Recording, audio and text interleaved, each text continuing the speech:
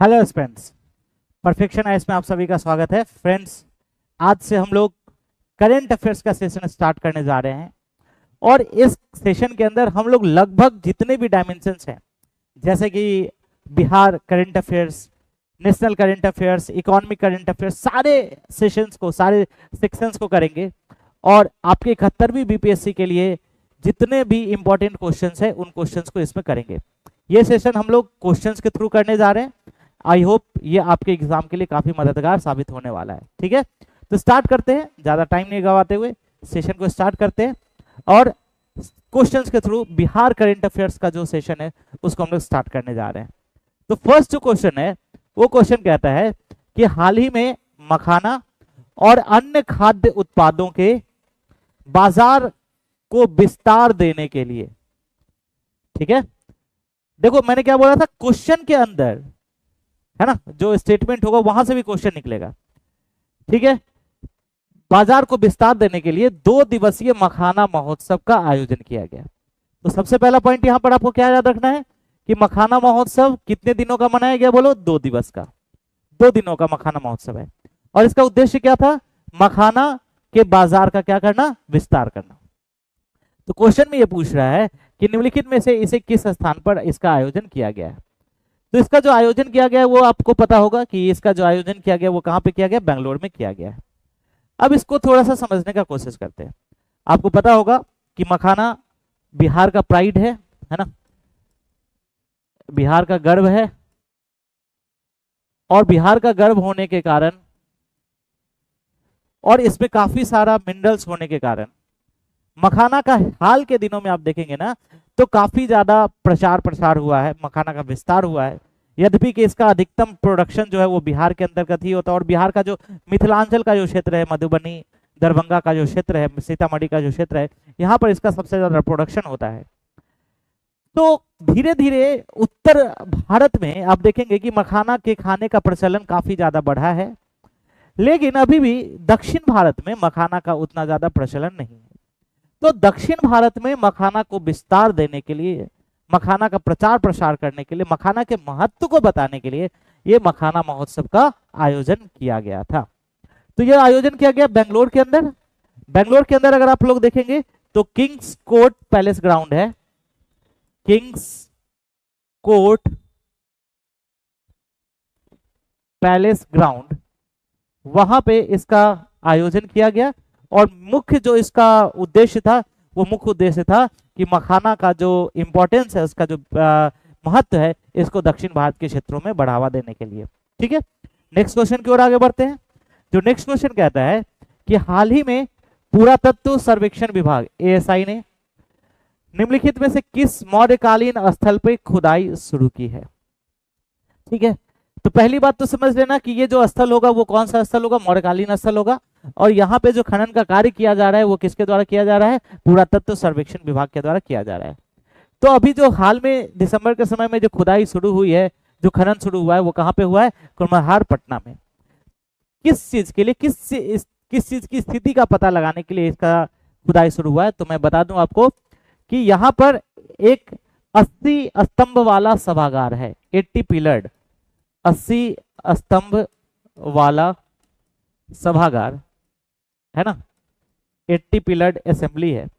उसके बारे में पता लगाने के लिए, है ना, उसकी स्थिति का पता लगाने के लिए, उसकी वर्तमान स्थिति का, उसकी वर्तमान स्थिति का पता लगाने के लिए, उसकी वर्तमान स्थिति का पता लगाने के लिए, है ना, कहाँ पे, कुम्हरहार पटना में, कुम्हरहार पटना में इसकी खुदाई शुरू की गई है ना, और इसके बारे में जानकारी प्राप्त की जा रही है। नेक्स्ट क्वेश्चन की ओर आगे बढ़ते हैं। हाल ही में पटना के ज्ञान भवन में, चलो पहला फैक्ट निकल गया, पटना के ज्ञान भवन में आयोजित बिहार बिजनेस कनेक्ट। तो आपको यहां से एक प्रश्न पूछेगा कि बिहार बिजनेस कनेक्ट कहां पे आयोजित किया गया था, तो पटना के ज्ञान भवन में। अब यह पूछ रहा है कि किस क्षेत्र में सबसे अधिक निवेश को आकर्षित किया है। तो देखो ये जो बिहार बिजनेस कनेक्ट 2024 हुआ, इसमें कुल मिलाकर आप देखोगे तो लगभग 1.80 लाख करोड़ का निवेश, इन्वेस्टमेंट का निवेश का प्रस्ताव मिला। ठीक है, टोटल कितने के निवेश का प्रस्ताव मिला, बोलो कितने के निवेश का? 1.80 लाख करोड़ के निवेश का प्रस्ताव मिला है। अब एक बात समझना कि इसमें जो सबसे ज्यादा निवेश प्राप्त हुए हैं, निवेश का प्रस्ताव मिला है, वो किसको मिला है? नवीकरणीय ऊर्जा क्षेत्र को, रिन्यूएबल एनर्जी सेक्टर को। क्योंकि अभी कहा भी जाता है कि फ्यूचर जो है वो क्या है? रिन्यूएबल एनर्जी सेक्टर ही है। तो रिन्यूएबल एनर्जी सेक्टर को सबसे ज्यादा निवेश का प्रस्ताव मिला है। और आपको बता दूं कि लगभग इसको जो है 90,734 करोड़ 90,734 करोड़ रुपए के निवेश का प्रस्ताव नवीकरणीय ऊर्जा क्षेत्र को प्राप्त हुआ है। इसके बाद अगर आप देखेंगे तो इसके बाद सबसे ज्यादा जो मैन्युफैक्चरिंग सेक्टर है, मैन्युफैक्चरिंग सेक्टर विनिर्माण क्षेत्र, इसको सबसे ज्यादा निवेश का प्रस्ताव प्राप्त हुआ। और इसको लगभग आप देखेंगे कि 55,888 करोड़ रुपए के निवेश का प्रस्ताव प्राप्त हुआ है। किसको? विनिर्माण क्षेत्र को। तो सबसे ज्यादा किसको? नवीकरणीय ऊर्जा क्षेत्र को। पर्यटन क्षेत्र को देखेंगे तो इसको थोड़ा कम है ना, निवेश का प्रस्ताव प्राप्त हुआ है। और इसमें लगभग 2988 करोड़ रुपए के निवेश का प्रस्ताव इसको प्राप्त हुआ है। और खाद्य प्रसंस्करण क्षेत्र को देखेंगे तो लगभग 13,663 करोड़ के निवेश का प्रस्ताव प्राप्त हुआ है। किसको? निवेश का प्रस्ताव प्राप्त हुआ है किसको? खाद्य प्रसंस्करण क्षेत्र को। तो सबसे ज्यादा जो निवेश का प्रस्ताव है वो किसको मिला है? नवीकरणीय ऊर्जा क्षेत्र को मिला है। ये आपको ध्यान रखना है। ठीक है, आगे बढ़ते हैं नेक्स्ट क्वेश्चन की ओर। हाल ही में राजेंद्र प्रसाद की जयंती मनाई गई। ठीक है भाई, इनके बारे में कौन सा कथन गलत है? यहाँ पर गलत स्टेटमेंट पूछ रहा है। तो इनका जन्म जो है 3 दिसंबर 1884 को हुआ था। आपको पता होगा बिहार से संबंधित है, भारत के प्रथम राष्ट्रपति थे। बिहार के सिवान जिले के जीरादेई में इनका जन्म स्थल है। तो इनका जन्म ठीक ही है, 3 दिसंबर 1884 को हुआ था। इन्हें 1962 में, ये फैक्ट इंपॉर्टेंट है, भारत रत्न की प्राप्ति हुई थी, भारत रत्न मिला था, से सम्मानित किया गया था। इन्होंने इंडिया डिवाइडेड पुस्तक लिखा, बिल्कुल सही है। और ये 11 वर्षों तक भारत के राष्ट्रपति रहे, तो ये स्टेटमेंट रॉन्ग है। 1950 से लेकर 1962 तक लगभग 12 वर्षों तक, 12 ईयर्स तक ये क्या रहे? भारत के राष्ट्रपति के रूप में रहे। ठीक है, तो इनसे संबंधित प्रश्न पूछे जा सकते हैं, देख लेना है। नेक्स्ट प्रश्न है, एक सरोत्तर झील, याद करेंगे सभी लोग मेरे साथ, नाम क्या है? सरोत्तर झील, बड़ा फेमस है, अभी न्यूज में भी रहा है। तो ये एक महत्वपूर्ण प्रवासी स्थल है, प्रवासी पक्षी स्थल है। आपको पता होगा कि साइबेरिया से पक्षी आते हैं, ठीक है, साइबेरिया से। और बिहार के कई आर्द्र भूमियों पे ये प्रवासी पक्षी बिहार में आते हैं। अगर बिहार की बात करें तो कहां कहां पे? पहला तो कुशेश्वर स्थान, ये कहां पे है? आपको पता होगा, दरभंगा है ना, यहां पर प्रवासी पक्षी आते हैं। इसके अलावा घोघा झील कटिहार में है, यहां पर भी प्रवासी पक्षी आते हैं। ठीक है, कटिहार में है। ठीक है, इसके अलावा एक और स्थान है जो कि बेगूसराय में है, जिसको क्या कहते हैं हम लोग? कांवर ताल कहते हैं। क्या कहते हैं बोलो भाई लोग? कांवर ताल या कांवर झील, ये बेगूसराय में है। और ये भी काफी फेमस है, किस चीज के लिए? प्रवासी पक्षी के लिए। उसी क्रम में एक और झील है, झील का नाम है सरोत्तर झील। झील का क्या नाम है बोलो भाई लोग? सरोत्तर झील। ये भी प्रवासी पक्षी स्थल है। और यह जो है, ये आपको अभी इसका सर्वेक्षण किया गया था। और इसका जो सर्वेक्षण है, ये सर्वेक्षण केंद्रीय सर्वेक्षण टीम ने किया था। केंद्रीय सर्वेक्षण टीम ने किया था। और इन्होंने बताया कि सरोत्तर झील जो कि केसरिया के पास स्थित है, इसमें आर्द्र भूमि होने के सारे गुण, आर्द्र भूमि होने के लगभग सारे गुण इसमें उपस्थित हैं, सारे क्राइटेरिया अवेलेबल हैं। और ये केसरिया के पास पूर्वी चंपारण में अवस्थित है। ठीक है, तो याद रखेंगे हम लोग, सरोत्तर झील न्यूज में रहा है, अभी केंद्रीय सर्वेक्षण टीम ने इसका सर्वेक्षण किया है और बताया है कि इसमें आर्द्र भूमि की सारी विशेषताएं विद्यमान है। ये है कहां पे? तो पूर्वी चंपारण में, कहाँ पे? पूर्वी चंपारण में, केसरिया के पास। और इसके अलावा भी कई सारे ऐसे जगह हैं जो कि बिहार में महत्वपूर्ण प्रवासी स्थल हैं, जहां पर साइबेरिया से प्रवासी पक्षी, साइबेरिया से माइग्रेटरी स्पीसीज, है ना, माइग्रेटरी स्पीसीज जो है साइबेरिया से आते हैं। ठीक है, तो ये जो सरोत्तर लेक है, ये सरोत्तर लेक कहाँ पे है? ईस्ट चंपारण में। याद आएगा सभी को? नेक्स्ट क्वेश्चन की ओर आगे बढ़ते हैं और देखते हैं कि क्या पूछ रहा है। नेक्स्ट क्वेश्चन कह रहा है कि हाल ही में समाचारों में देखा गया कुफरी चिप्सोना, नाम से ये स्पष्ट हो रहा है, कुफरी चिप्सोना 1। ये चिप्सोना मतलब चिप्स, है ना जी, चिप्सोना चिप्स का लग, चिप्स की तरह का लग रहा है। ठीक है, चिप्स की तरह का, वो खाते हैं जो हम लोग। ठीक है, तो क्वेश्चन ये पूछ रहा है कि चिप्स, ये जो कुफरी चिप्सोना है, ये किसका एक किस्म है? तो ऑब्वियस सी बात है, जो चिप्स है वो ज्यादातर आलू का बनता है, तो ये आलू का किस्म होगा। याद करने के लिए ये रखोगे। अब आपको इसके बारे में कुछ बताता हूं। ठीक है, बिहार खाद्य प्रसंस्करण क्षेत्र में काफी काम कर रहा है। बिहार खाद्य प्रसंस्करण को एक सनराइज इंडस्ट्री के रूप में देखता है, एक ऐसे इंडस्ट्री के रूप में देखता है जहां पर कि बिहार के विकास होने की काफी ज्यादा संभावनाएं हैं, जॉब्स मिलने की संभावनाएं हैं। उसी क्रम में कुफरी चिप्सोना जो कि आलू की एक किस्म है, इसका जो खेती को बिहार जो है वो काफी सक्रिय रूप से इसको बढ़ावा दिया जा रहा है। कुफरी चिप्सोना जो कि आलू की एक किस्म है। अगर आप देखेंगे तो इसे केंद्रीय आलू अनुसंधान संस्थान द्वारा, याद रखेंगे, केंद्रीय आलू अनुसंधान संस्थान, केंद्रीय आलू अनुसंधान संस्थान के द्वारा इसको विकसित किया गया है। और देखेंगे कि तो इसकी खासियत ये है कि इसमें ये शुष्क रहता है, जो कि चिप्स के लिए चाहिए काफी ज्यादा। अगर वो आर्द्र होगा तो चिप्स बनाने में मुश्किल होगा, तो ये शुष्क होता है। इसमें आप देखेंगे तो शुगर का जो परसेंटेज है वो भी कम होता है। उसी तरीके से इसको बनाया गया है कि ये शुष्क होता है। शर्करा जो है इसकी मात्रा भी इसमें क्या होती है? कम होती है। शर्करा की मात्रा कम होती है और इसका कलर भी हल्का रंग का होता है, जो कि चिप्स को बनाने के लिए क्या है? काफी इंपॉर्टेंट है। ठीक है, तो ध्यान रखेंगे कुफरी चिप्सोना ये जो है वो किसकी किस्म है? तो ये आलू की किस्म है, पोटैटो की किस्म है। ठीक है, और ये बिहार में इसको क्या किया जा रहा है? बढ़ावा दिया जा रहा है। नेक्स्ट क्वेश्चन की ओर आगे बढ़ते हैं।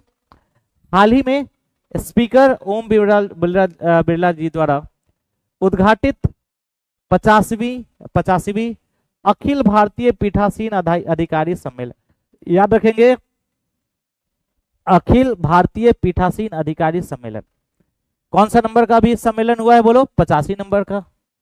और इसका उद्घाटन किसने किया था? ओम बिरला जी ने इसका उद्घाटन किया था। और यह सम्मेलन हुआ कहां पे है? तो पटना में हुआ, बिहार में हुआ, इसलिए ये बिहार के लिए काफी इंपॉर्टेंट हो जाता है। अब ये देखो, अखिल भारतीय पीठासीन अधिकारी सम्मेलन क्या है, इसको थोड़ा समझते हैं। है क्या कि ये जो संविधान की 75वीं वर्षगांठ जो है वो मनाई जा रही है, इसमें संसद का और राज्य विधानमंडलों का, ठीक है, विधानसभा और विधान परिषद का, राज्य विधान मंडलों का क्या योगदान रहा है, संविधान के मूल्यों को बनाए रखने में।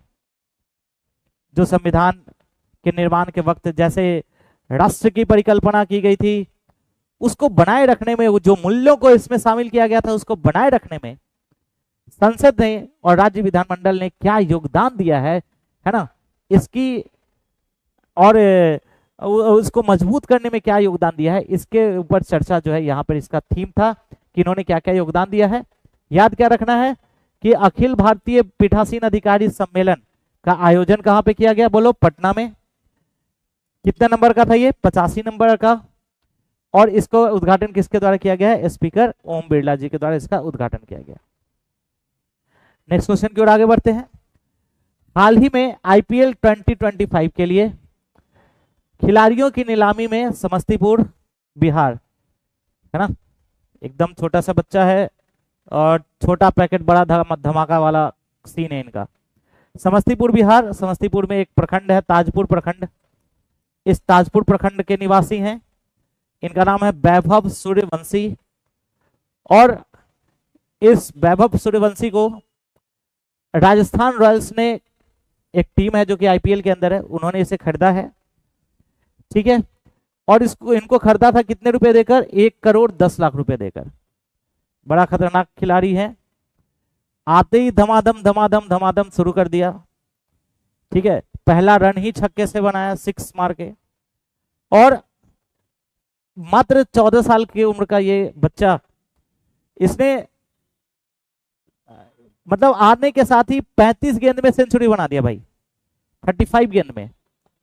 और ये आईपीएल का सेकेंड फास्टेस्ट सेंचुरी है। देखो आने के साथ ही सेकेंड फास्टेस्ट सेंचुरी इसने बना दिया, ठीक है। सेकेंड फास्टेस्ट सेंचुरी है आईपीएल का। इससे पहले 30 गेंद पे क्रिस गेल ने मारा था। तो भाई साहब, क्रिस गेल तो बहुत खतरनाक खिलाड़ी भी है, ये बच्चा खिलाड़ी 35 गेंद पे सेंचुरी मार दिया, सेकेंड फास्टेस्ट। और किसके खिलाफ मारा था आप लोग को याद है क्या? कमेंट सेक्शन में कमेंट करना, तब तक मैं बता भी देता हूं कि इन्होंने जो मारा है वो गुजरात टाइटंस के खिलाफ मारा था। गुजरात टाइटंस के खिलाफ। जिस गुजरात टाइटंस में कौन कौन से बॉलर थे पता है आपको? वो मोहम्मद सिराज, प्रसिद्ध कृष्णा जैसे बॉलर थे उन। और ये आपको विश्व के सबसे खतरनाक स्पिनर में से एक अफगानिस्तान के जो राशिद साहब हैं, उनके उन सभी के अगेंस्ट इस खिलाड़ी ने क्या किया? 35 गेंदों में सेंचुरी मार दिया, ठीक है। और फर्स्ट रन भी किसी से मारा है? 6 से मारा है। तो वैभव सूर्यवंशी बिहार से ताल्लुकात रखते हैं, समस्तीपुर के ताजपुर प्रखंड से ताल्लुकात रखते हैं, ठीक है। और इनको जो है राजस्थान रॉयल्स ने कितने करोड़ में खरीदा है? 1,10,00,000 में खरीदा है। 14 वर्षीय खिलाड़ी हैं। बड़ा इंपॉर्टेंट क्वेश्चन है, निश्चित रूप से इसे पूछे जाने की संभावना है, ठीक है। नेक्स्ट क्वेश्चन की ओर आगे बढ़ते हैं। बिहार सरकार ने राज्य का पहला डायनासोर पार्क, ठीक है, राज्य का पहला डायनासोर पार्क, याद रखना है सभी को, बनाने की योजना किस स्थान पर मंजूरी दी है? डायनासोर पार्क बनाना है तो इसका आंसर जो है वो कहां पे है? राजगीर, नालंदा में। अब इसको थोड़ा समझते हैं। देखो, ये जो डायनासोर हैं आपको पता होगा कि अभी वर्तमान समय में एक्सटिंक्ट हो चुके हैं, है ना, विलुप्त हैं। और ऐसा माना जाता है कि ये मेसोजोइक काल में ज्योग्राफी के स्टूडेंट्स जो होंगे वो समझ रहे होंगे ये काल क्या है। लगभग 66 मिलियन ईयर्स अगो का बात है। तो मेसोजोइक काल में जितने भी तरीके के डायनासोर हो सकते हैं उनकी प्रतिकृति दिखाने के लिए एक डायनासोर पार्क की स्थापना की गई है। और इसके लिए एआई का यूज किया जाएगा, आर्टिफिशियल इंटेलिजेंस का, कि कैसे रहे होंगे, कैसे वो कार्य करते होंगे, ये आर्टिफिशियल इंटेलिजेंस का यूज किया जाएगा। और लगभग 12 से अधिक प्रजातियों के डायनासोर की प्रतिकृति जो है यहाँ पे रखी जाएगी, ठीक है। तो राज्य का पहला डायनासोर पार्क कहाँ बन रहा है भाई लोग? कहाँ पे बन रहा है? राजगीर, नालंदा में, ठीक है।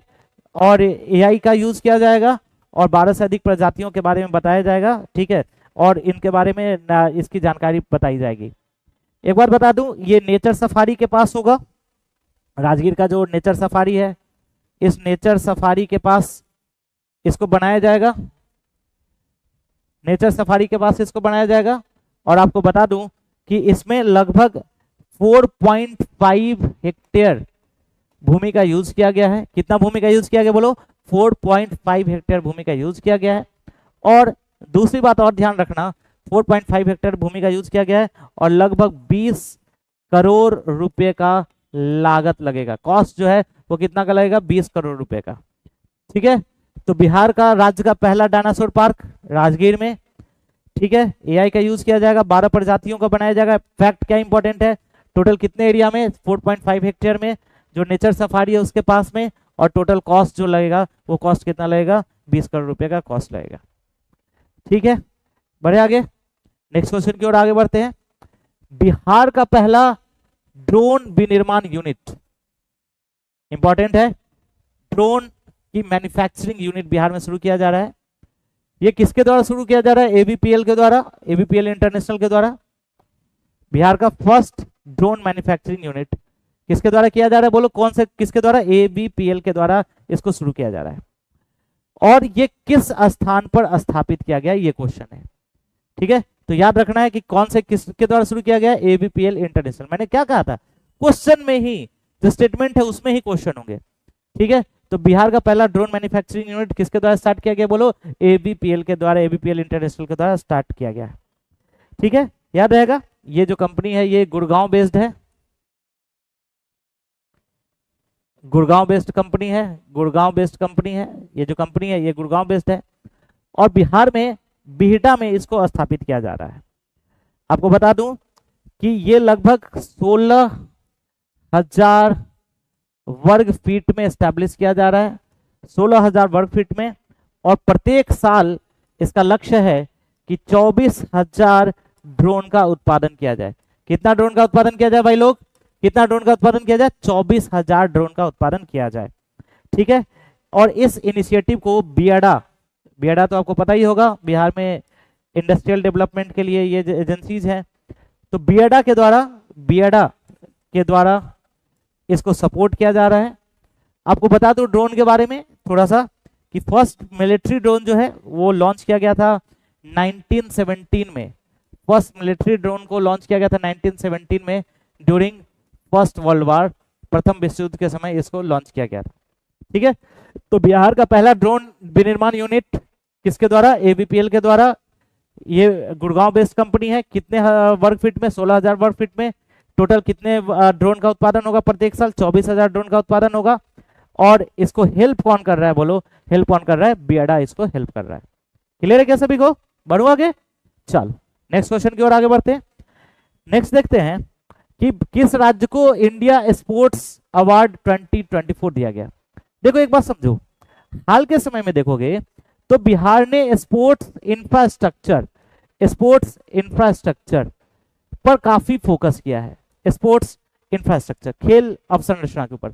आप देखोगे कि राजगीर में जो अभी रिसेंटली क्या हुआ था, विमेंस का जो हॉकी का गेम हुआ था, और भी कई जगह पे गवर्नमेंट काफी कोशिश कर रही है कि स्पोर्ट्स इंफ्रास्ट्रक्चर को बढ़ावा दिया जाए। तो बिहार सरकार क्या कर रहा है? बिहार सरकार क्या कर रहा है कि ये जो खेल, जितने भी खेल हैं, इन खेलों को प्रोत्साहन प्रदान कर रहा है। ठीक है, उनको इंफ्रास्ट्रक्चर प्रोवाइड कर रहा है, उनको अवसंरचना प्रोवाइड कर रहा है। इसलिए बिहार सरकार के प्रयासों को देखते हुए कि बिहार सरकार खेल प्रोत्साहन के लिए, है ना, खेल प्रोत्साहन के लिए काफी ज्यादा प्रयास कर रही है, तो इसी श्रेणी में उभरता हुआ राज्य जो कि खेल प्रोत्साहन में काफी योगदान दे रहा है, इसी श्रेणी में बिहार को इंडिया स्पोर्ट्स अवार्ड 2024 दिया गया है। तो श्रेणी याद रखना आपको, कौन सी श्रेणी है? जो कि उभरता हुआ जो खेल प्रोत्साहन श्रेणी है, इसी श्रेणी में बिहार को अवार्ड दिया गया है। याद रहेगा सभी को, है ना। नेक्स्ट क्वेश्चन की ओर आगे बढ़ते हैं कि राजेंद्र प्रसाद की 2024 में कौन सी जयंती मनाई गई है। तो आपको याद होगा कि ये जो जयंती मनाई गई है वो कौन सी? 140वीं जयंती है। ये तो अभी हमने देखा भी था। नेक्स्ट क्वेश्चन की ओर आगे बढ़ते हैं। बिहार के राज्यपाल, ऐसे क्वेश्चन पूछा जा चुका है बीपीएससी में पहले भी, इसी तर्ज पे हमने बनाया है। बिहार के राज्यपाल के संबंध में निम्नलिखित कथन पर विचार करना है। आरिफ मोहम्मद खान साहब बिहार के राज्यपाल हैं, पता ही होगा अभी वर्तमान में, है ना। इनको बिहार का 41वां राज्यपाल नियुक्त किया गया है। यह स्टेटमेंट रॉन्ग है। इनको बिहार का कौन सा राज्यपाल नियुक्त किया गया? बोलो 42वां। तो पहला स्टेटमेंट क्या हो गया? रॉन्ग। पहला स्टेटमेंट रॉन्ग। दूसरा, जस्टिस आशुतोष कुमार ने राजभवन में शपथ समारोह का संचालन किया, तो ये भी रॉन्ग है। यहाँ पर विनोद चंद्रन जी के द्वारा, जस्टिस विनोद चंद्रन के द्वारा क्या किया गया है? शपथ ग्रहण समारोह का संचालन किया गया है। तो कौन कौन सा कथन गलत है? पहला कथन भी गलत है, दूसरा कथन भी गलत है। तो गलत पूछ रहा है तो गलत क्या होगा? दोनों, एक भी गलत है और दो भी गलत है। नेक्स्ट है, जो बिहार के पूर्व राज्यपाल थे राजेंद्र विश्वनाथ अर्लेकर, इनको कहाँ का राज्यपाल? तो ये स्वैपिंग हुआ था, है ना। लगभग 5 राज्यों में जो है आप देखेंगे कि राज्यपाल जो है वो नियुक्त किए गए थे। तो बिहार से जो आर्लेकर साहब हैं वो गए केरल, और केरल से जो आप देखेंगे कि आरिफ मोहम्मद खान साहब हैं वो कहाँ हैं, बिहार आए। नेक्स्ट है, हाल ही में पटना उच्च न्यायालय के मुख्य न्यायाधीश जस्टिस के विनोद चंद्रन को सर्वोच्च न्यायालय का न्यायाधीश नियुक्त किया गया है। ठीक है, ये याद रखना है, ये भी इंपॉर्टेंट क्वेश्चन है। पटना उच्च न्यायालय के मुख्य न्यायाधीश थे जस्टिस विनोद चंद्रन, इनको सर्वोच्च न्यायालय का न्यायाधीश नियुक्त किया गया है। और उन्होंने इनको जो शपथ है वो पूछ रहा है कि शपथ इनको किसने दिलाई है। तो इनको जो शपथ दिलाई है वो दिलाई है जस्टिस सीजीआई संजीव खन्ना ने। और एक बात आपको बता दूं कि ये जो है अब सर्वोच्च न्यायालय के न्यायाधीश के रूप में इनका क्या किया गया है, नियुक्ति किया गया है। नेक्स्ट है, हाल ही में घोषित पद्म पुरस्कार 2025, है ना, बड़ा इंपॉर्टेंट है, इससे क्वेश्चंस पूछे जाते हैं, इसलिए थोड़ा सा ध्यान रखना तुम लोग, है ना। पद्म पुरस्कार 2025, पहली बात बता दूं कि पद्म पुरस्कार जो है, दो चार फैक्ट मैं पहले ही बता देता हूं कि पद्म पुरस्कार बिहार में इस बार 7 लोगों को दिया गया है। कितने लोगों को दिया गया है पद्म पुरस्कार? 7 लोगों को। याद रख करो मैं, सब लोग मेरे साथ, 7 लोगों को पद्म पुरस्कार दिया गया है। सबसे पहले तो जो शारदा सिन्हा जी हैं, हमारे यहाँ की स्वर कोकिला कह सकते हैं, और छठ के गीतों के लिए काफी फेमस है, उनके बिना छठ के गीत जो है वो अधूरे हैं।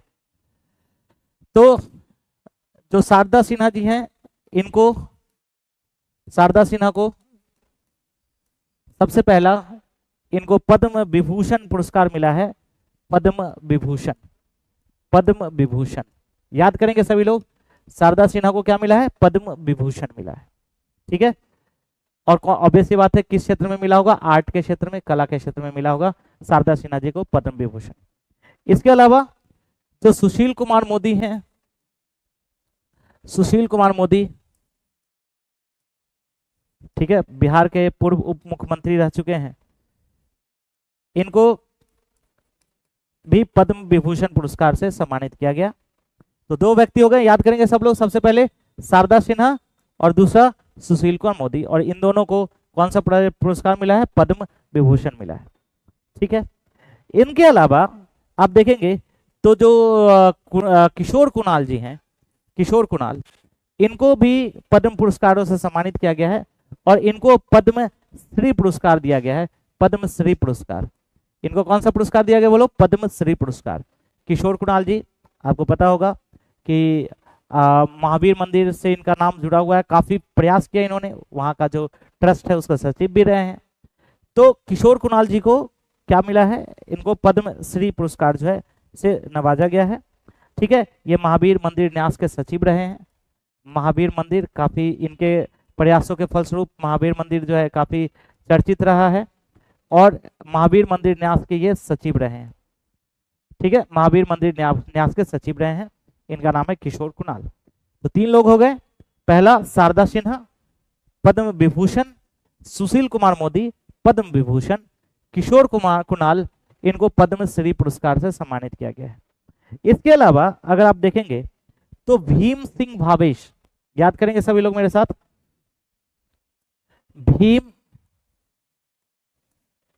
भीम सिंह भावेश,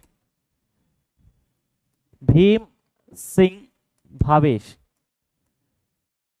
इनको भी पद्मश्री पुरस्कारों से सम्मानित किया गया है। और भीम सिंह भावेश जी के बारे में मैं बता दूं कि एक जर्नलिस्ट हैं, सोशल वर्क, सामाजिक कार्यों के लिए इन्हें यह पुरस्कार दिया गया है। बेसिकली आरा का जो क्षेत्र है, इस आरा के क्षेत्र में एक कम्युनिटी है, मुसहर कम्युनिटी। इस मुसहर कम्युनिटी के लिए इन्होंने काफी कार्य किया है ना। मुसहर कम्युनिटी के लिए, मुसहर समुदाय के लिए इन्होंने काफी प्रयास किया है, और इसके लिए इन्हें पद्मश्री पुरस्कार से सम्मानित किया गया। तो 4 व्यक्ति हो गए, है ना, शारदा सिन्हा, दूसरा सुशील कुमार मोदी, तीसरा किशोर कुणाल, और चौथा जो है क्या है? भीम सिंह भावेश। 5वें जो व्यक्ति हैं वो हैं हेमंत कुमार। 5वें जो व्यक्ति हैं उनका नाम है हेमंत कुमार, और ये जो हेमंत कुमार हैं ये चिकित्सा के क्षेत्र में नेफ्रोलॉजिस्ट हैं, चिकित्सा के क्षेत्र में काफी काम किया है, पटना में काफी फेमस है। और इन्हीं चिकित्सा के संबंध में इनके कार्य के लिए इनको जो है पद्मश्री पुरस्कार दिया गया है। फेफड़ा संबंधित रोगों का इन्होंने काफी कार्य किया है, काफी ज्यादा कार्य किया है, इसलिए इनको भी पद्मश्री पुरस्कारों से सम्मानित किया गया है। इनके अलावा काफी फेमस है निर्मला देवी। निर्मला देवी मुजफ्फरपुर से बिलोंग करती हैं। और एक आर्ट है बिहार का काफी फेमस आर्ट जिसको हम लोग कहते हैं सूजनी कला। आई होप आपने नाम सुना होगा, कला का नाम है सूजनी कला। ये जो सूजनी कला है ये कोई विशेष कला है नहीं, ये पुराने कपड़ों को जोड़कर रजाई कपड़ा और उसके ऊपर कढ़ाई करके नया कपड़ा बनाने की कला है। और ये जो निर्मला देवी जी हैं इसके लिए कई बार विदेश जा चुकी हैं, कई जगह पे इस कला को प्रदर्शित कर चुकी हैं। इनफैक्ट यहीं से बोल सकते हैं कि इस कला का काफी ज्यादा क्या हुआ है, विस्तार हुआ है। ठीक है, ये कला जो है ना कि इसका कोई एक ऐसा नहीं है कि कहीं पे लिखा हुआ है कि ये ऐसे बनाएंगे, ये पीढ़ी दर पीढ़ी ये जो कला है ये आगे बढ़ती जा रही है। और निफ्ट आपको पता होगा है ना, national institute of fashion technology, इसने इस कला को विस्तार देने के लिए, ठीक है, बढ़ावा देने के लिए इसने भी पहल किया है। ठीक है, तो याद रखेंगे निर्मला देवी किससे संबंधित है, सूजनी कला से।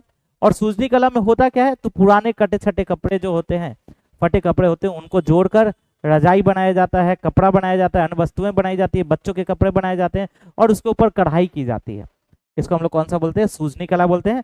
और इनको भी पद्मश्री पुरस्कार से सम्मानित किया गया है। कौन से पुरस्कार से सम्मानित किया गया है, पद्मश्री पुरस्कार से सम्मानित किया गया है। तो 6 व्यक्ति याद करेंगे, शारदा सिन्हा, सुशील कुमार मोदी, किशोर कुणाल, याद हो गए, इन दोनों को पद्म विभूषण मिला है। किशोर कुणाल जो है इनको पद्मश्री मिला है। भीम सिंह भावेश इनको भी पद्मश्री पुरस्कार मिला है। उसके बाद हेमंत कुमार इनको भी पद्मश्री पुरस्कार मिला है। और निर्मला देवी हैं इनको भी पद्मश्री पुरस्कार मिला है। और सबसे लास्ट में बिहार से जुड़े हैं आचार्य विजय नित्यानंद। मैं कहां लिख दूं, आचार्य विजय नित्यानंद सुरेश्वर जी महाराज, विजय नित्यानंद सुरेश्वर जी महाराज। ये जो महाराज हैं ये जैन धर्म से संबंधित हैं, याद रखेंगे सभी लोग, जैन धर्म से संबंधित है। और इन्होंने भी काफी सोशल वर्क किया है, दक्षिण बिहार के क्षेत्र में खासकर काफी सोशल वर्क किया है। और इसके कारण से इनको भी पद्मश्री पुरस्कारों से सम्मानित किया गया है, पद्मश्री पुरस्कारों से सम्मानित किया गया है। ठीक है, तो बेसिकली सोशल वर्कों के लिए और स्पिरिचुअलिज्म के लिए, आध्यात्मिकता का प्रसार करने के लिए, आध्यात्मिक बातों को बताने के लिए इनको ये पुरस्कार दिया गया है। तो टोटल 7 लोग हैं, शारदा सिन्हा, सुशील कुमार मोदी, ठीक है, थर्ड किशोर कुणाल, भीम सिंह भावेश, हेमंत कुमार, ठीक है, निर्मला देवी और आचार्य विजय नित्यानंद सुरेश्वर जी महाराज, जिनमें से 5 लोगों को पद्मश्री पुरस्कार और शारदा सिन्हा और सुशील कुमार मोदी जी को जो है वो कौन सा पद्म विभूषण पुरस्कार से सम्मानित किया गया है। ठीक है, शारदा सिन्हा के बारे में तो आप लोग जानते ही होंगे। और भगवान की लीला देखिए कि इनका जो देहवासन है वो भी छठ पूजा के समय में ही हुआ। और इनके बिना तो छठ पूजा के गीत, या यूं कहें कि छठ पूजा ही लगता है कि अधूरा है इनके गीतों के बिना। ठीक है, ये गीत बजते ही ना, ये गीत बजते ही थोड़ा लगने लगता है अपनापन टाइप का कि हाँ कुछ हो रहा है, कुछ बुला रहा है ना। एक अजब सा जुड़ाव है, एक अजब सा। इनफैक्ट हम लोग कहें कि हमारी पीढ़ी और वर्तमान पीढ़ी के भी लगभग सभी लोग इन्हीं गानों को सुनते हुए, छठ पूजा मतलब ये गीत, ठीक है, ये सुनते हुए बढ़े हैं।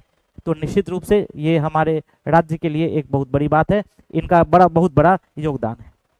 नेक्स्ट क्वेश्चन की ओर आगे बढ़ते हैं। बिहार का पहला घड़ियाल अभयारण्य गंडक नदी में किस जिले में बनाया जाएगा? ठीक है, घड़ियाल अभयारण्य के बारे में मैं आपको बता दूं तो ये जो बनाया जा रहा है, ये बनाया जा रहा है कहां पे? गोपालगंज में, है ना। घड़ियालों के संरक्षण से संबंधित है। और आपको एक बात बता दूं कि 2014 में घड़ियाल संरक्षण परियोजना जो है इसकी शुरुआत की गई थी। घड़ियाल संरक्षण परियोजना, आपको पता होगा कि गंडक नदी में घड़ियाल पाए जाते हैं, है ना, घड़ियाल पाए जाते हैं गंडक नदी में, ठीक है। और इनके लिए घड़ियाल अभयारण्य जो है वो प्रथम घड़ियाल अभयारण्य जो है वो कहाँ पे, गोपालगंज में बनाया जा रहा है, ठीक है। इसका प्रथम प्रजनन स्थल जो है वो चंबल नदी में है। चंबल नदी में प्रथम प्रजनन स्थल जो बनाया गया इसका चंबल नदी में, और दूसरा जो सफल प्रजनन स्थल है वो गंडक नदी में। तो प्रथम प्रजनन स्थल जो है वो कहाँ पे, चंबल नदी में, और द्वितीय प्रजनन स्थल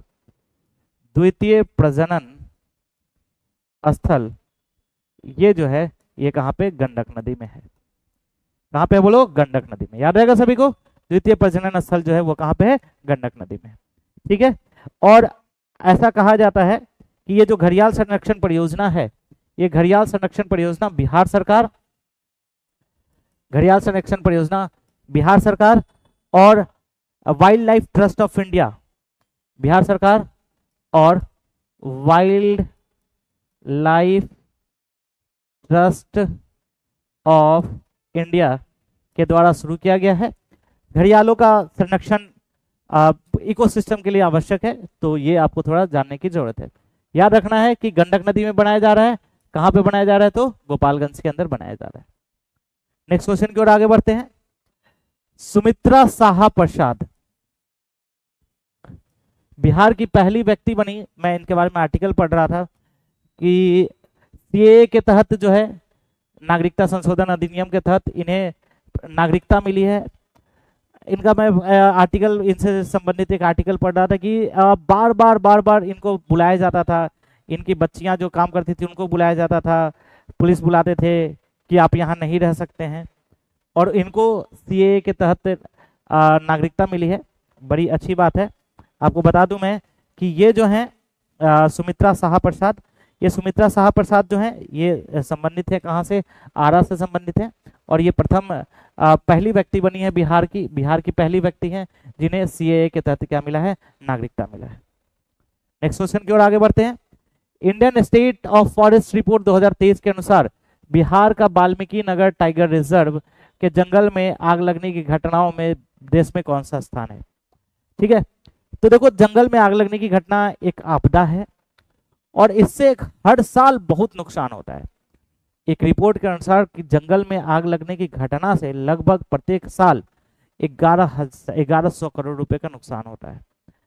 आप देखेंगे तो सबसे ज्यादा जो जंगल में आग लगने की घटना है ये नागार्जुन सागर श्रीशैलम जो टाइगर रिजर्व है, नागार्जुन सागर श्रीशैलम जो टाइगर रिजर्व है आंध्र प्रदेश में, उसमें सबसे ज्यादा आग लगने की घटनाएं घटती हैं।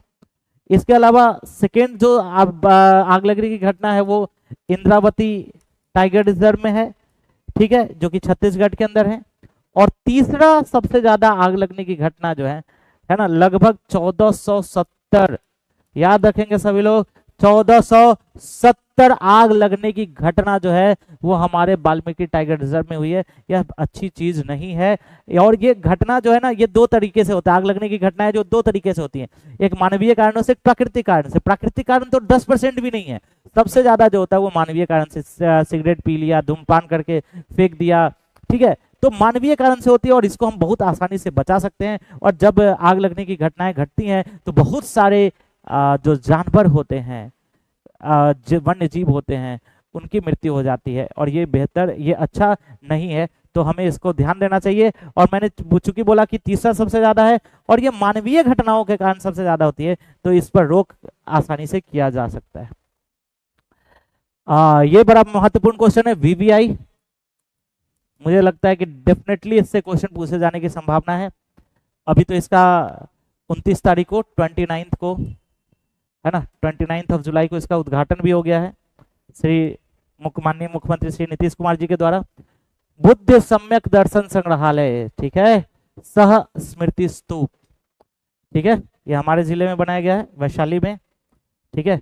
वैशाली में जो वैशाली गढ़ है, ठीक है, गढ़ नहीं बोलेंगे, गढ़ से थोड़ा सा पहले वैशाली में एक पुष्करणी, अभिषेक पुष्करणी लेक है, अभिषेक पुष्करणी लेक, अभिषेक पुष्करणी झील है। माना जाता है कि पहले जो राजा महाराजाओं का अभिषेक, जब राज्याभिषेक होता था तो इसी झील में उनको नहाकर राज्याभिषेक कराया जाता था। तो यह अभिषेक पुष्करणी लेक के आसपास ही इसे बनाया गया है। अब इसके बारे में थोड़े से फैक्ट्स को देखते हैं, बड़ा इंपॉर्टेंट है, आपको याद रखना चाहिए। ठीक है, इसके बारे में तो दो चार बातें समझते हैं। सबसे पहली बात तो समझ लो कि इसकी जो लागत है, याद रहेगा सभी को। पहले तो बुद्ध सम्यक दर्शन संग्रहालय, इसका उद्घाटन हो गया 29 जुलाई को नीतीश कुमार जी के द्वारा। ठीक है, बनाया कहाँ पे गया है? वैशाली में। ठीक है, वैशाली में बनाया गया, वैशाली जिले में। अब एक बात समझ लो कि इसकी जो लागत है, लागत 550 करोड़ 48 लाख। लागत याद रखो, पूछा जा सकता है। लागत बड़ा इंपॉर्टेंट है, ये लागत कितना हो गया? 550 करोड़ 48 लाख इसका लागत है। टोटल कितने एरिया में बनाया गया है? सो याद रखो, तो लगभग 72 एकड़ में, जो 72 एकड़ है इसमें इसको बनाया गया है, 72 एकड़। ठीक है, नेक्स्ट फैक्ट आप समझना, मैंने बता दिया कि अभिषेक पुष्करणी झील के निकट है। इसके पहले तल पे अस्थि कलश, जो फर्स्ट तल्ला है, जिसको ऊपर अस्थि कलश स्थापित किया गया है। और ये जो अस्थि कलश है, ये 1958 से लेकर 62 के बीच में जो खुदाई हुई थी, उस खुदाई में ये अस्थि कलश मिला था। महात्मा बुद्ध का अस्थि कलश उसमें रखा हुआ है। एक बात जान लो कि ये जो स्मृति स्तूप है, इस स्मृति स्तूप को केवल और केवल पत्थरों से बनाया गया है। याद रखना भाई लोग, केवल और केवल किस चीज से बनाया गया है? पत्थर से बनाया गया है। ईंट, कंक्रीट, सीमेंट का यूज नहीं किया गया है, केवल इसको पत्थरों से बनाया गया है। समझ में आ रही बात? केवल पत्थरों से बनाया गया, और पत्थरों में एक टेक्निक का यूज किया गया है जिसको टंग एंड ग्रूव टेक्निक कहते हैं। Tongue and groove technique. ये टंग एंड ग्रूव टेक्निक क्या होता है? एक पत्थर में खांच बना दिया जाता है और दूसरे पत्थर में उस खांच से बढ़ा दिया जाता है। जैसे एक पत्थर है, इस पत्थर में ऐसा खांच बन गया और दूसरा पत्थर जो है उसमें ये ऐसे निकला हुआ है, इन दोनों को आपस में जोड़ दिया। तो इसको हम लोग बोलते हैं कौन सा टेक्निक? टेक्निक का क्या नाम है? Tongue and groove technique. तो पहली बात याद रखना कि ये जो बुद्ध सम्यक दर्शन संग्रहालय और सह स्मृति स्तूप है, वैशाली में बनाया गया है। 550 करोड़ 48 लाख में बनाया गया है। 72 एकड़ के क्षेत्र में बनाया गया है। सिर्फ पत्थर से बनाया गया, ये बड़ा महत्वपूर्ण है। ईंट, कंक्रीट, सीमेंट का यूज नहीं किया गया है। टंग एंड ग्रूव टेक्निक का यूज किया गया है। इसकी ऊंचाई जो है 33.10 मीटर है। इसकी ऊंचाई जो है 33.10 मीटर है और इसका आंतरिक व्यास जो है 37.8 मीटर है। ये नहीं भी याद रखेंगे तो चलेगा, हाइट इसका याद रखना है। ऊंचाई, इसकी जो ऊंचाई है 33.10 मीटर इसकी ऊंचाई है। ठीक है, याद रहेगा सभी को। इसमें जो पत्थर मंगाया गया है, ये जो पत्थर मंगाया गया है, ये राजस्थान से मंगाया गया है। राजस्थान के वंशी पहाड़पुर। ठीक है, वंशी पहाड़पुर से मंगवाया गया है। वंशी पहाड़पुर से मंगवाया गया है और इसमें लगभग 42,373 बलुआ पत्थर लगे हैं। 42,373 बलुआ पत्थर मंगाए गए थे, उससे बनाया गया है। और इसमें मैंने बताया कि ट्रंक एवं ग्रुप टेक्निक का यूज किया गया है। 5 बातें याद रखना है। 29 जुलाई को इसका उद्घाटन हो गया। किसने किया है? नीतीश कुमार ने किया है। कहाँ पे बना हुआ है? अभिषेक पुष्करणी झील के पास बना हुआ है, वैशाली में है। 550 करोड़ 48 लाख की लागत से बनाया गया है। 72 एकड़ में बनाया गया है। पत्थर से बनाया गया है, ईंट कंक्रीट का यूज नहीं किया गया है। Technology tongue and group technology का यूज किया गया है। हाइट जो है इसकी 31.10 मीटर है और इसका जो इंटरनल डायमीटर है 37.8 मीटर है और इसका जो एक्सटर्नल डायमीटर है दैट इज 49.80 मीटर है। ठीक है, ये एक्सटर्नल डायमीटर है, ये आपको याद रखना। बड़ा इंपॉर्टेंट क्वेश्चन है, ध्यान रखिएगा सब लोग। वीवीआई क्वेश्चन मुझे लगता है कि ये पूछा जाएगा। ठीक है, बिहार सरकार ने किस वर्ष तक विकसित राज्य बनने का लक्ष्य रखा है? तो ये तो 2047 तक का लक्ष्य है, ये तो सबको पता ही होगा कि 2047 तक हमने विकसित राज्य बनने का लक्ष्य रखा है। ठीक है, और इस दृष्टिकोण में हमने किस किस चीज में सुधार करने की बात की है? तो सबसे ज्यादा जो हमारा फोकस है वो है शिक्षा पे, सबसे ज्यादा हमारा फोकस है शिक्षा पे, स्वास्थ्य पे, ठीक है, बेसिक इंफ्रास्ट्रक्चर पे, और होना भी चाहिए भाई। जब तक इन सभी चीज पे, शिक्षा पे नहीं खर्च होगा, स्वास्थ्य पे नहीं खर्च होगा, तब तक हम विकसित कैसे बन सकते हैं? ठीक है, इस पे तो इन्वेस्ट करना ही पड़ेगा, दूसरा कोई ऑप्शन है नहीं। नेक्स्ट क्वेश्चन की ओर आगे बढ़ते हैं। हाल ही में प्रधानमंत्री उच्चतर शिक्षा अभियान, ठीक है, के तहत शिक्षा मंत्रालय ने किस विश्वविद्यालय के लिए 100 करोड़ रुपए की राशि स्वीकृत की है? ठीक है, तो एक बात मैं आपको बता दूं कि ये जो है, ये जो प्रधानमंत्री उच्चतर शिक्षा अभियान है, जिसको पीएम उषा कहा जाता है, इसमें पटना विश्वविद्यालय, पहला पटना विश्वविद्यालय और दूसरा पटना विश्वविद्यालय शामिल है, और दूसरा ललित नारायण मिश्रा मिथिला विश्वविद्यालय जो है वो शामिल है। और इन दोनों में तो इसका आंसर जो होगा वो डी हो जाएगा, पटना विश्वविद्यालय और ललित नारायण मिथिला विश्वविद्यालय। पटना ही पता ही होगा, दरभंगा में है और ये पटना में है। और ये जो है, इसके अंतर्गत क्या है कि शिक्षा को और बेहतर बनाना है, शिक्षा मंत्रालय की पहल है, शिक्षा को और बेहतर बनाना है, इसकी पहुंच को बढ़ाना है, सभी लोगों के पास समान रूप से शिक्षा उपलब्ध होनी चाहिए, यह सुनिश्चित करना है, इसकी जवाबदेहिता सुनिश्चित करनी है कि अगर शिक्षा नहीं मिला तो उसके लिए रिस्पॉन्सिबल कौन है, बेहतर शिक्षा नहीं मिली तो उसके लिए रिस्पॉन्सिबल कौन है। इन सभी के साथ ये इसकी शुरुआत की गई है। तो प्रधानमंत्री उच्चतर शिक्षा अभियान, बिहार में 2 विश्वविद्यालयों को 100 करोड़ रुपए का राशि दिया गया है। याद करेंगे सब लोग, पहला पटना विश्वविद्यालय और दूसरा ललित नारायण मिथिला विश्वविद्यालय, इन दोनों को 100 करोड़ रुपए की राशि दी गई है कि आप अपने विद्यालय का उन्नयन करें और ज्यादा बेहतर से बेहतर शिक्षा प्रदान करें, सभी लोगों को शिक्षा प्रदान करें। ठीक है, तो आई होप आप लोगों को, अभी मैंने 25 क्वेश्चंस का डिस्कशन आप लोगों के साथ लिया, कल से और ज्यादा क्वेश्चंस के साथ हम लोग आपके साथ आएंगे। एंड आई होप आप लोगों ने इस सेशन को एंजॉय किया होगा। और इसमें कल भी बिहार स्पेशल रिलेटेड क्वेश्चंस को हम लोग करेंगे और खूब सारे क्वेश्चंस को करेंगे। अभी फर्स्ट डे है तो थोड़ा कम क्वेश्चंस को किया, धीरे धीरे क्वेश्चंस का जो संख्या है उस संख्या को हम लोग और बढ़ाएंगे। ठीक है, तो आई होप आप लोग को समझ में आ रहा होगा। पढ़िए इसको बढ़िया से, एग्जाम के लिए एकदम फोकस्ड रहिए। मिलते हैं नेक्स्ट सेशन में, till then bye bye, revise करते रहिए। Thank you.